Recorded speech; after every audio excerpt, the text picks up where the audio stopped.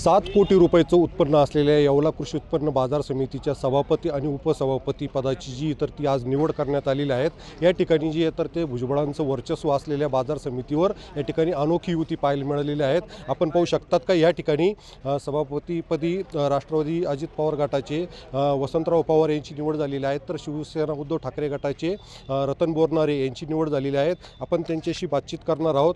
मला हे सांगा की या ठिकाणी तुमची आज निवड झाली, शेतकरी हितासाठी तुम्ही काय निर्णय घेणार? ह्या ठिकाणी ह्या राज्याचे अन्न व नागरी पुरवठा मंत्री आदरणीय छगनरावजी भुजबळ साहेब यांच्या आदेशावरून आज माझी उपसभापती निवड झाली। त्याचप्रमाणे रतन पाटील बोरनारे यांची उपसभापती निवड झालेली।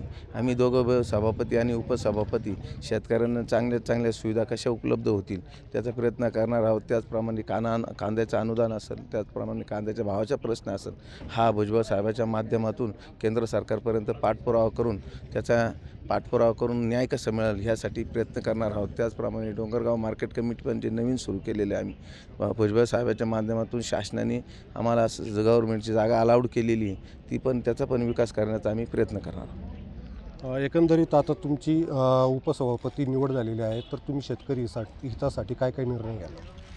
या ठिकाणी बाजार समितीमध्ये आम्ही सभापती, उपसभापती व सर्व संचालक मंडळ आमचं पहिलं प्राधान्य हेच आहे की या ठिकाणी शेतकरी आल्यानंतर त्याला सर्व सुखसोयी या ठिकाणी मिळाल्या पाहिजेत। बाजार समितीमध्ये शेतकरी भवन असेल, मापारी भवन या ठिकाणी झालेलं आहेत। शेतकऱ्यांचा माल या ठिकाणी खराब होऊ नये म्हणून आपण बघितलं असेल की या ठिकाणी मोठं शेड लिलावासाठी बाजार समितीच्या वतीने केलेलं आहेत।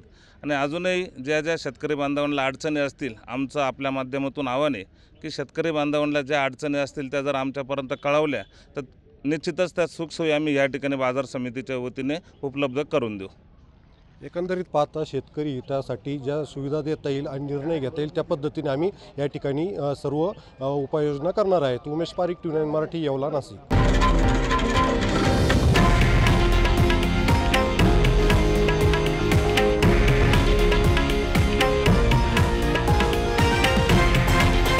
हे आहे देशातील नंबर 1 न्यूज नेटवर्क आणि आपण पाहत आहात TV9 मराठी, एकमेव।